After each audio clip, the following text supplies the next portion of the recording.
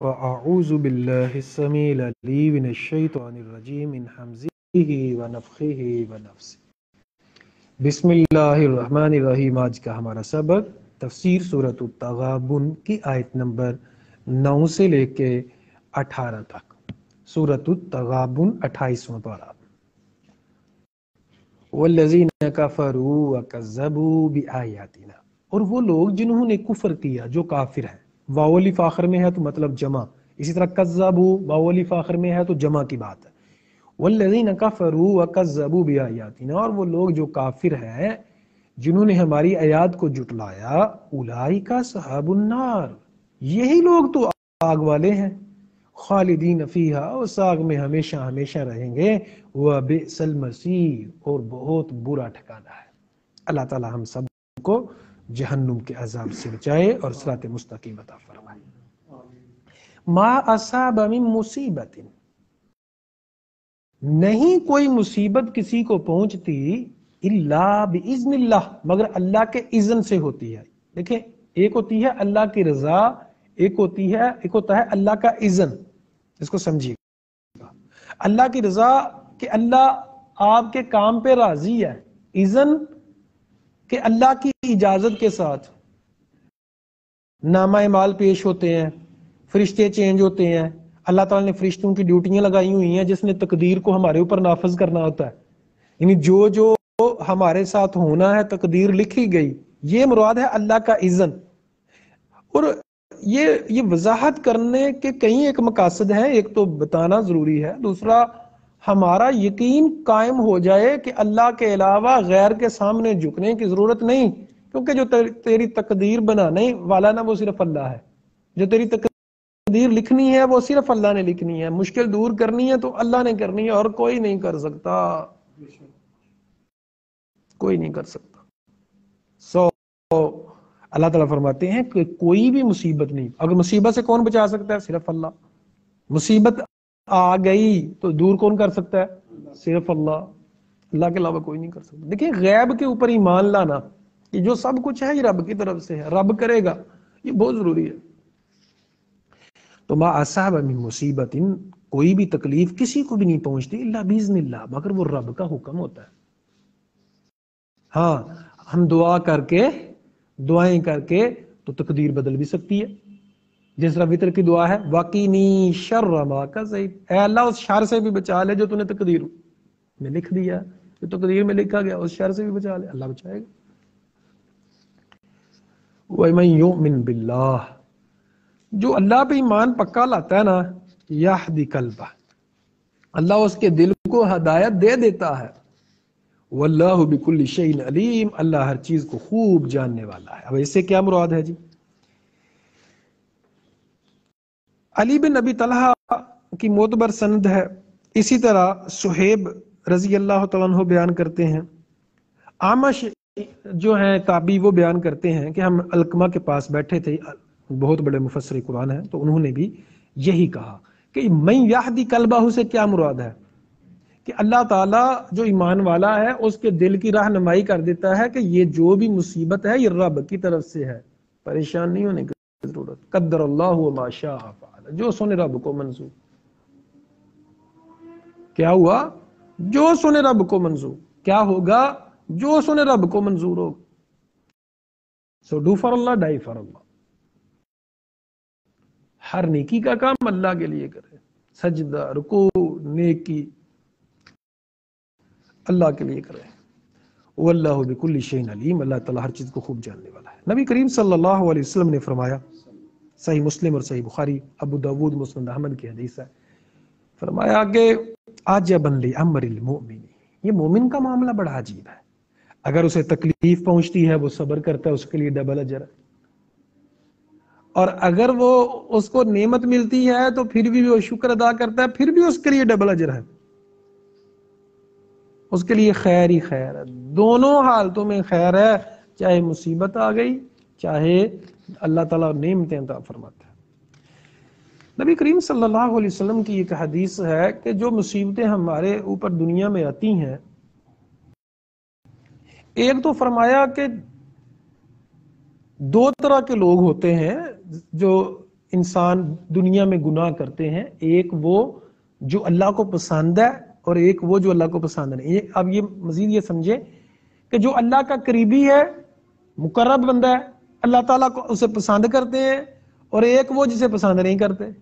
جسے اللہ تعالیٰ جس سے محبت کرتا ہے، جسے پسند کرتا ہے، اسے دنیا میں ہی اس گناہ کی سزا دے دیتا ہے۔ دنیا میں کوئی نہ کوئی مصیبت آ جاتی ہے، کوئی پریشانی آ جاتی ہے، کوئی تکلیف آ جاتی ہے، یہاں تک کہ جب قیامت والے دن ہوگا نقیًا، صاف ستھرا ہوگا گناہوں سے، کیونکہ اس کو گناہوں کی سزائیں مل گئی تھی، اس کو اس کا بدلہ مل چکا تھا دنیا میں ہی۔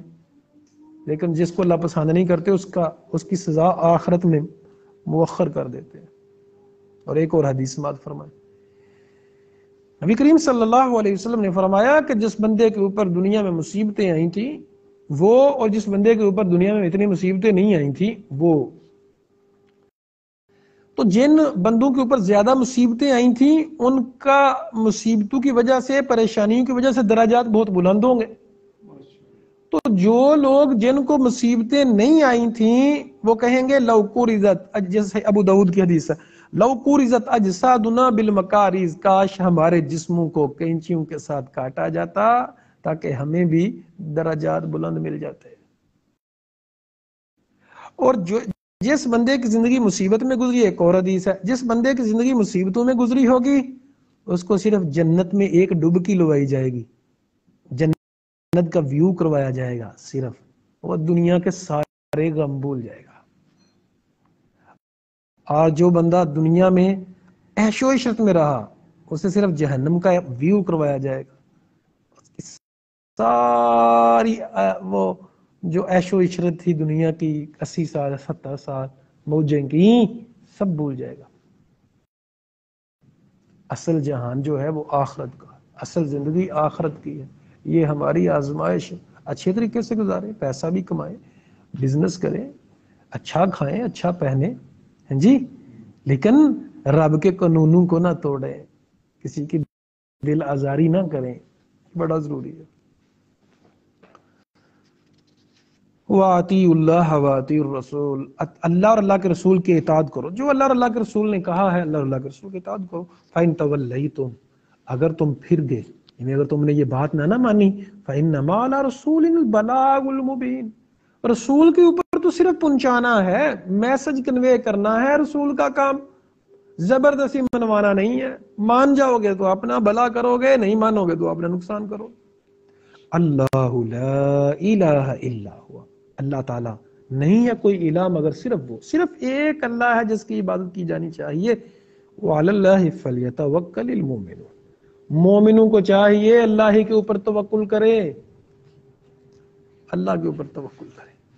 یا ایھا الذین آمنوا، اب اس آیت میں 14 نمبر آیت میں فرمایا جا رہا ہے کہ اپنی بیویوں کے لیے اور اپنی اولادوں کے لیے اللہ تعالیٰ سے دور نہ ہو جانا، کیونکہ بعض بیویاں اور بعض اولادیں تمہاری دشمن ہوتی ہیں۔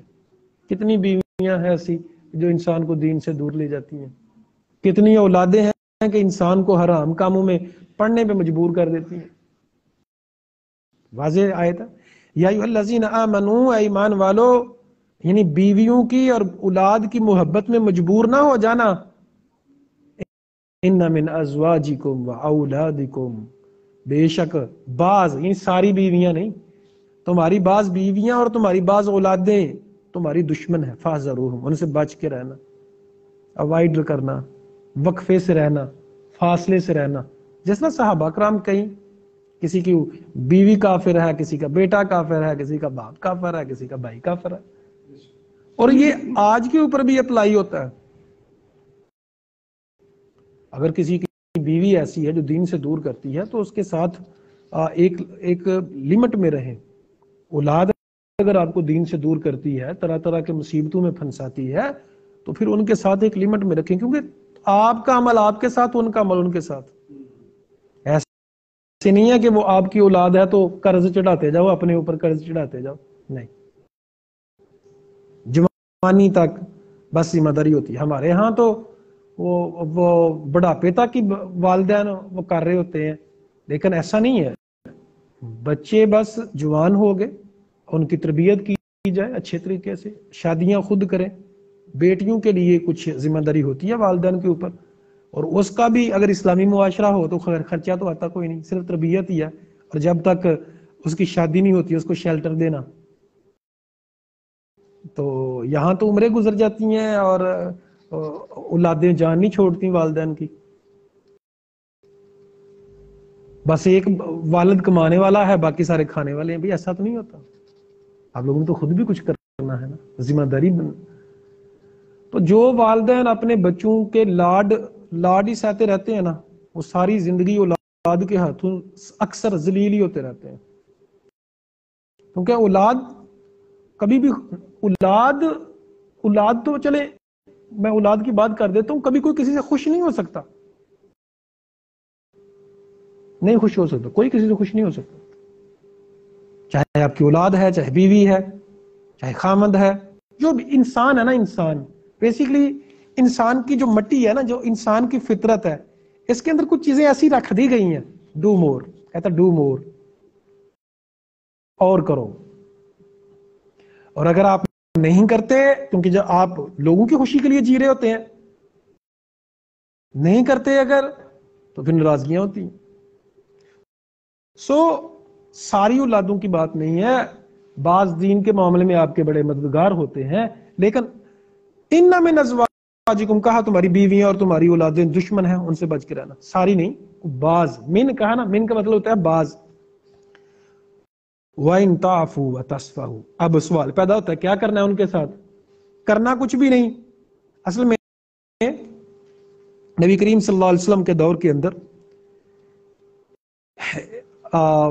کچھ صحابہ کرام تھے کہ جن کی بیویاں اور ان کی اولادیں ان کو دین سے دور کرتی تھیں، دینی کام نہیں کرنے دیتی تھیں. تو اللہ تعالیٰ نے یہ آیت نازل کی. تو اب کیا تھا سوال پیدا ہوتا تھا، کیا طلاق دے دیں؟ کیا بیویوں کو کیا طلاق دے دیں؟ اللہ نے کہا نہیں. وَإِن تَعْفُوا، معاف کر دو. وَتَصْفَحُوا، درگزر کرو.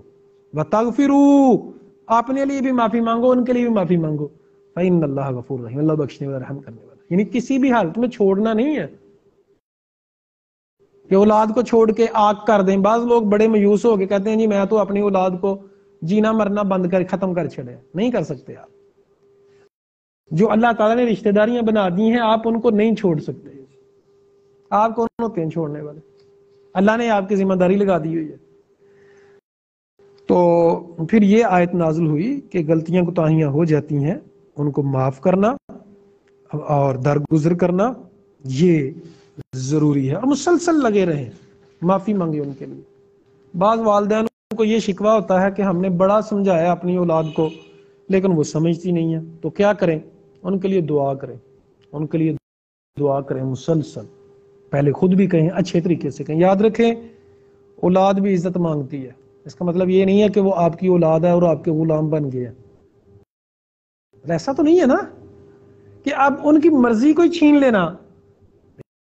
دیکھیں نا، ہمارے ہاں جو کلچر ہے، بیسیکلی غلطیاں تو ہمارے کلچر کی بھی ہیں نا. بچہ کہتا ہے میں نے فٹ بال کھیلنا ہے، نہیں کھیلنا، فٹ بال پھاڑ دے گا باپ. مطلب ایسے تو نہیں ہوتا نا. وہ آپ کے بچے آپ کے غلام نہیں ہیں، ان کو کسی حد تک مرضی کرنے کی اجازت ہے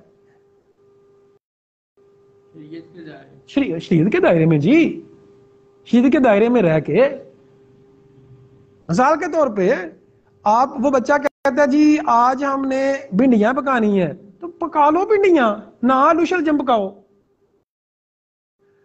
میں مثال دے رہا ہوں. اپنی تکبر میں اکڑ کے میں رہنا، باپ ہے یا ماں، میں تو ماں ہوں، میں تو باپ ہوں. بھائی باپ ہے یا ماں ہے تو اس کا مطلب یہ کہاں سے آ گیا کہ وہ تمہارے وہ غلام ہے؟ بچے غلام تو نہیں ہے. دیکھیں ہمارے ہاں کیا کیا جاتا ہے جی، ایک ہی طرف بس ماں باپ کی عزت کرو، احترام کرو، ادب کو تو کرو بھائی، ہم کون سا کہتے ہیں نہ کرو، لیکن ماں باپ بھی تو عزت احترام کرے نا. دیکھیں یہ کہاں لکھا ہوا ہے کہ آپ بچوں کے اوپر ہی چڑھائی کرتے رہیں اور ماں باپ جو مرضی کرتے رہیں. شفقت، ان کی رائے کی آزادی، ان کی خیال رکھنا، ان کے معاملات کا کسی حد تک. دیکھیں کوئی مانے یا نہ مانے، ہمارا جو کلچر ہے مار پٹائی والا، زبردستی کرنے والا، تو یہ تو غلطیاں تو ہیں نا، تو وہ چاہے میرے اندر ہو چاہے آپ کے اندر ہو، تو اس چیز کو مد نظر رکھنا چاہیے کہ یہ چیزیں بہت ضروری ہیں. والدین کی اولاد کی محبت میں آ کے اتنا آگے نکل جانا، ان کو نماز کی دعوت نہ دینا، لیکن نماز کے لیے ان کو اگر آپ خود گالیاں دیں گے تو بچے بھی گالیاں دیں گے، اگر بات بات پہ آپ غصہ کریں گے تو وہ بھی ایسے ہی کریں گے. اسلام نے ہمیں تربیت سکھلائی ہے. اسلام نے کہا کہ وَلَا تَغْضُضْ مِنْ صَوْتِكَ إِنَّ أَنْكَرَ الْأَصْوَاتِ لَصَوْتُ الْحَمِيرِ، اونچی آواز میں بات نہ کیا کرو، آپ کرو گے تو بچے بھی کریں گے. یہاں جو بات کی جا رہی ہے یہی فرمایا جا رہا ہے کہ تم لوگ درگزر سے کام لو، معاف کر دو، نرمی سے پیش آؤ. انس بن مالک نے 10 سال حضور کی خدمت کی، بیٹا نہیں تھا نا آپ کا کوئی بھی، چھوٹی عمر میں فوت ہو گئے. 10 سال خدمت کی، کبھی آپ نے مارا نہیں ہے، کبھی نہیں مارا، کبھی یہ نہیں کہا کہ یہ کام کیوں کیا. ہم حضور صلی اللہ علیہ وسلم کے غلام ہیں، تو حضور کریم صلی اللہ علیہ وسلم کے معاملات جو ہیں وہ آپ صلی اللہ علیہ وسلم کی سیرت، آپ صلی اللہ علیہ وسلم کا اخلاق، اس کو ہم فالو کیوں نہیں کرتے؟ آپ صلی اللہ علیہ وسلم نے تو ایسے کیا ہے. وَأَطِيعُوا اللَّهَ وَأَطِيعُوا الرَّسُولَ. اچھا تو اللہ تعالیٰ فرما رہے ہیں کہ اچھا یہ تو ہم نے پڑھ لیا، 15 نمبر آیت پڑھنی ہے ابھی. انما اموالکم واولادکم فتنہ، لوگوں تمہارے مال اور تمہاری اولادیں فتنہ ہیں، تمہارے لیے آزمائش ہے. واللہ عندہ اجر عظیم، اللہ کے پاس اجر عظیم ہے. اچھا بعض والدین کی یہ خواہش ہوتی ہے کہ ہم بوڑھے ہو جائیں گے تو ہمارے بچے ہمیں بٹھا کے کھلائیں گے. آپ لوگ یہ دعا کیوں نہیں کرتے کہ اللہ ہمیں کسی کا محتاج نہ کرنا؟ مطلب ہمارے یہاں ایک عجیب ٹرینڈ ہے کہ بس اب بوڑھے ہو گئے، اب ریٹائر ہو گئے، بس اب بیٹھے فارغ ہو کے. پر فارغ نہیں بیٹھنا ہوتا، جب تک جان میں جان ہے چلتے رہیں چلتے رہیں چلتے رہیں چلتے رہیں، یہی زندگی ہے. تو اولاد تمہاری فتنہ ہے، تمہارے لیے آزمائش ہے، مال بھی اور اولاد بھی. پیچھے کہا ان سے بچ کے رہو، یہاں کہا دوبارہ کہا کہ تمہاری یہ تو صرف آزمائش ہے، تمہارا مال تمہیں دے دیا گیا، تمہاری اولاد ہے تو یہ بھی تمہارے لیے آزمائش ہے. کیا آزمائش ہے؟ ان سے شفقت کے ساتھ پیش آتے ہو، ان کی اسلامی تربیت کرتے ہو، اور آپ کی جان پھنسی ہوئی ہے، بیوی بچے آپ کو مجبور کرتے ہیں حرام کام کرنے کو، کیا آپ حرام میں پڑتے ہیں کہ نہیں؟ کیا ان کے ہاتھوں مجبور ہو کے تو گناہ کا کام کرتے ہیں، حرام کام کرتے ہیں؟ مثال کے طور پہ بیوی بچے آپ کو مجبور کرتے ہیں کہ اپنے سگے بھائی سے رشتہ ناتا توڑ لیں، آپ توڑ لیتے ہیں بیوی اور بچوں کی محبت میں. آپ کے اوپر آزمائش آ گئی نا پھر زبردست قسم کے، آپ نے حرام کام کر لیا. بیوی بچوں کی محبت یہ کہتی ہے کہ اپنی بہن کے ساتھ تعلق توڑ لیں، آپ توڑ لیتے ہیں، تو غالب آ گئے نا بیوی بچے آپ کے اوپر. سمپل سی بات ہے بھائی. تو یہ اولاد اور یہ مال تمہارے لیے فتنہ ہے، واللہ عندہ اجر عظیم. یہ میں نے کیوں عرض کی؟ اجر جو ہے نا رب کے پاس ہے. یہ نہیں ہے کہ میں نے آپ کی تربیت کی تھی سو اب میری خدمت کرو. میں یہ نہیں کہہ رہا خدمت نہیں کرنی، یعنی والدین نے یہ نیت نہیں رکھنی. اللہ تعالیٰ نے اولاد کو علیحدہ سے حکم دیا ہے کہ ان کی پاسداری کرو، ان کا حکم مانو، ان کی کہنا مانو، اف نہ کہو، ایک علیحدہ ٹاپک ہے. یہاں جو اللہ فرما رہے ہیں کہ تمہاری اولاد، تمہارا اولاد اور تمہارا مال تمہارے لیے آزمائش ہے، فتنہ ہے، نہ مال کے سہارے رہو نہ اولاد کے سہارے رہو، اللہ کے سہارے رہو. واللہ عندہ اجر عظیم. اجر عظیم کس کے پاس ہے؟ بس اللہ کے پاس ہے. کتنی زبردست بات ہے. یعنی اولاد کے سہارے بھی نہیں رہنا، مال کے سہارے نہیں رہنا کہ میری تو 10 دکانیں ہیں تو میں تو ایسے کر لوں گا ایسے کر لو. غلط ہے. سہارا نہیں، سہارا صرف اللہ کا، توکل صرف اللہ پہ. فاتقوا اللہ ما استطعتم. اب سوال پیدا ہوتا تھا کہ اللہ جی اولاد سے تو محبت ہی بڑی ہوتی ہے، مال سے تو محبت ہی بڑی ہوتی ہے، تو پھر کیا کریں؟ اللہ نے کہا فاتقوا اللہ ما استطعتم. اتنا حکم ماننا مانو جتنی طاقت ہے،